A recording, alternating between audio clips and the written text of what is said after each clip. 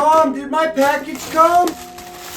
Today, we are going to be reviewing the MagicYoyo V12. The packaging for this yo-yo is great and it comes with a ton. When you open it up, you get a yo-yo and yo-yo part holster or case that zips open and closed, as well as a handy card showing you how to swap out the bearing and a little instructional book to teach you a few beginner tricks.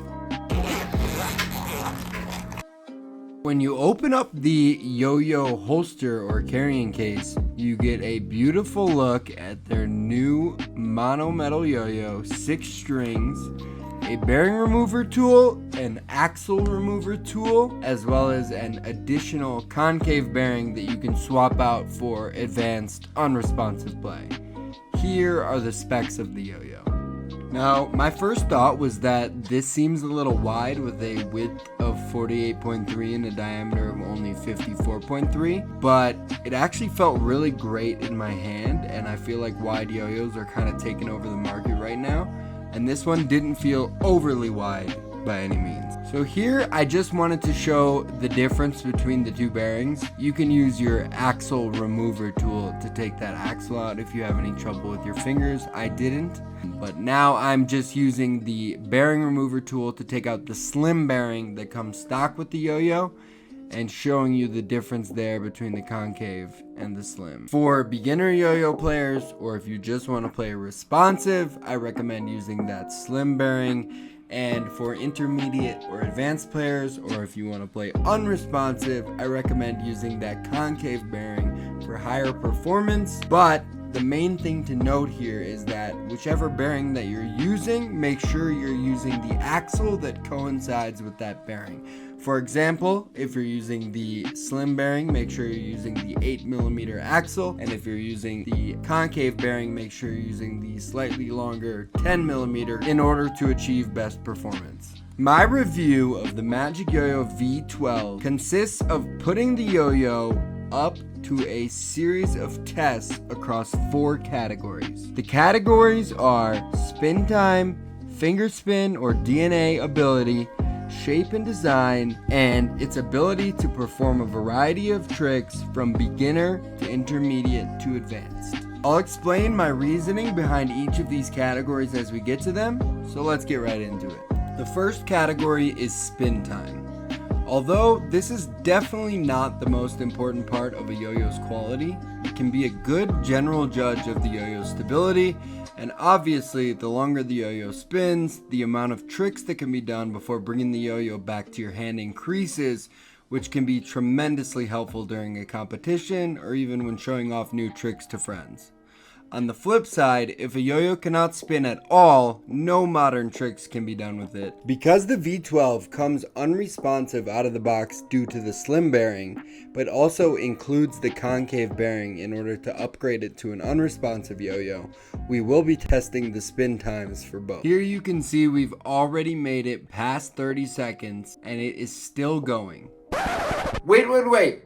Pause the video and comment down below whether you think the V12 will spin longer than 1 minute with the slim responsive bearing in it. Afterwards, let me know if you were right. Good luck.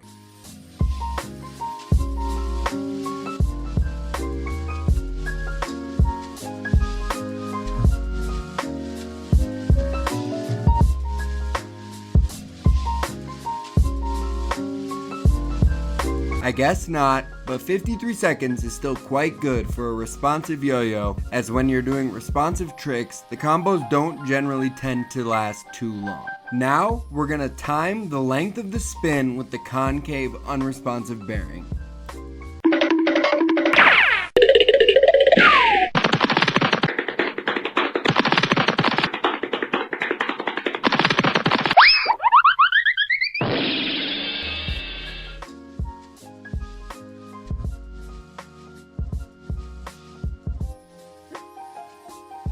In all honesty, 4 minutes and 40 seconds is way longer than I expected.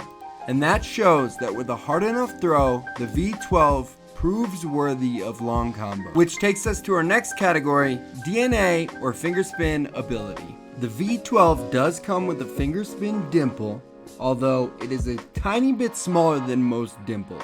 As for how I would rate its ability and ease to do a fingerspin or a DNA, if the cheat code yo-yo would be a 10 out of 10 and a yo-yo with side caps would be a 0 out of 10, I would give the V12 a 7 out of 10.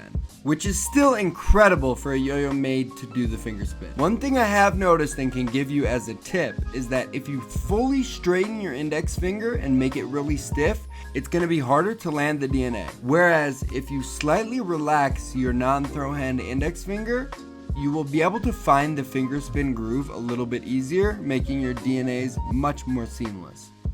Which brings us to our next category, shape and design.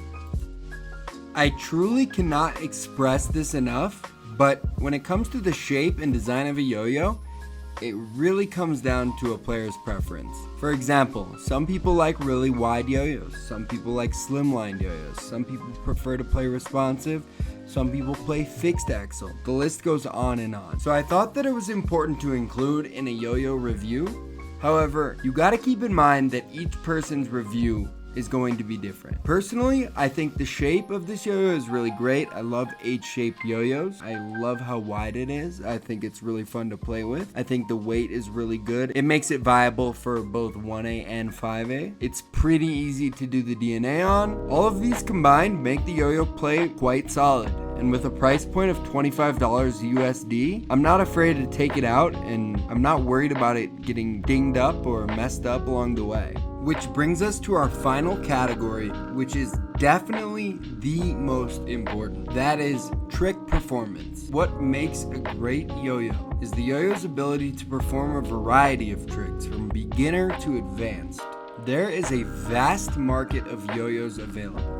And at the end of the day, each individual might like certain aspects or qualities of a yo-yo that another yo-yo player dislikes. It will always come back to preference. But in order to review the MagicYoyo V12 on a general level, I am going to test the yo-yo's ability to perform beginner level tricks, intermediate, and advanced.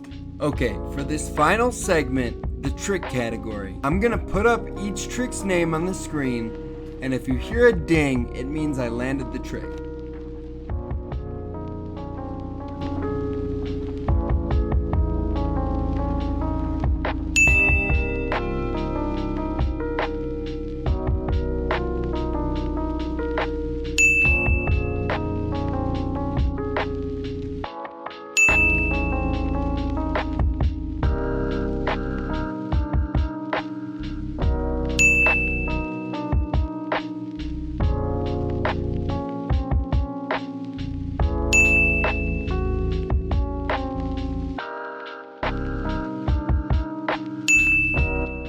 The beginner level tricks with the V12 and the slim C-size responsive bearing was an absolute breeze. Even a responsive DNA was no problem. So if you're just starting out and you're trying to land your very first DNA, this could be the yo-yo for you.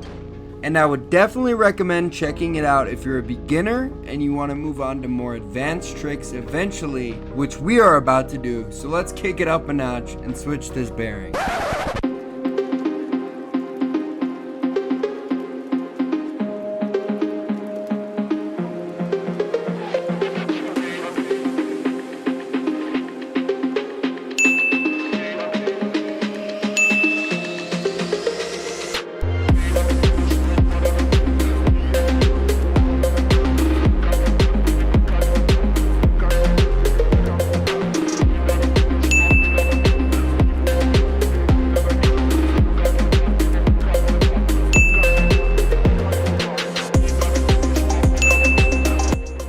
Once again, I'll give the V12 a 10 out of 10 for the intermediate level tricks. It was no problem for me to land each of them with ease. Because all of these tricks had low spin time, this yo-yo handled them with absolutely no issue. It's time to put the V12 to its final test, that many of which would argue is the most important test, the advanced tricks.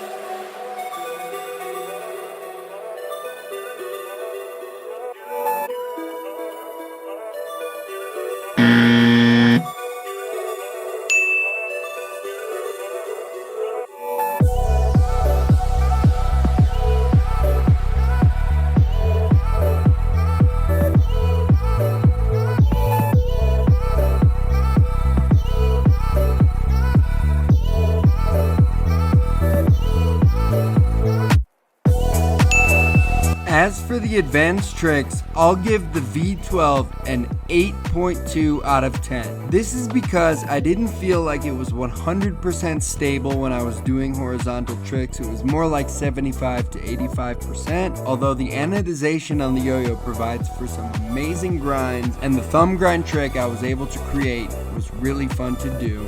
Though during my extended competitive combo, the yo-yo lost a lot of speed and I was unable to bind it fully. So, if you're trying to pack a lot of tricks into a combo, perhaps for a high level competition, you may need a stronger yo-yo. But if you're looking for a great everyday throw, a yo-yo you can take around with you, or you're a beginner looking to get a lot better, this is definitely a great choice for you. Due to its $25 USD price point, I would give this yo-yo a 9 out of 10. Thank you guys for watching.